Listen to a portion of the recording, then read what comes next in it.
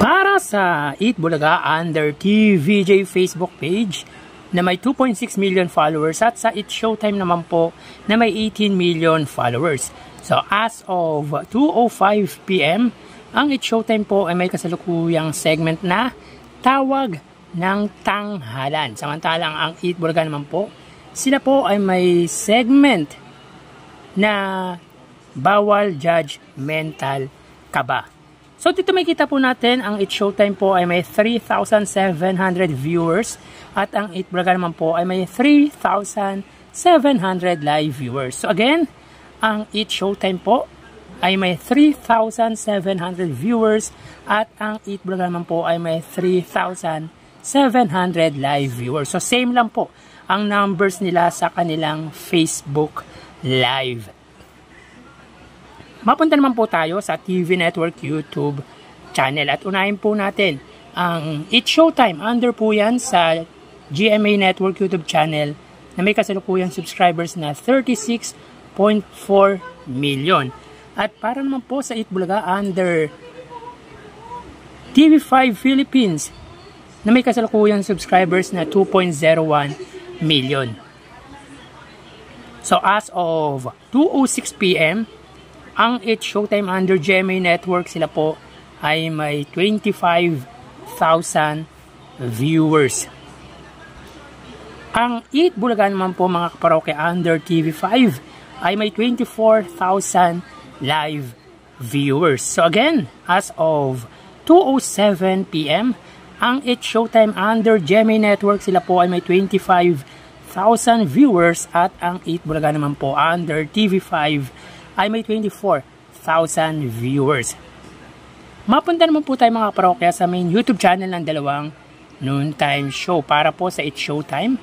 Under po yan sa ABS-CBN Eat Showtime na may kasalukuyang subscribers na 2.37 million. At sa Eat Bulaga naman po under Eat Bulaga TVJ YouTube channel na may 1.11 million subscribers.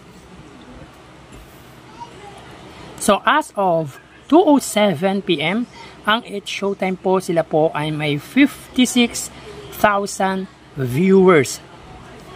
Ang Eat Bulaga naman po, sila po ay may 58,000 live viewers. So again, as of 2:07 PM, ang Eat Showtime po, sila po ay may 56,000 viewers at ang Eat Bulaga naman po ay may 58,000 live viewers. So bali ang total na nakuha ng dalawang noontime show ay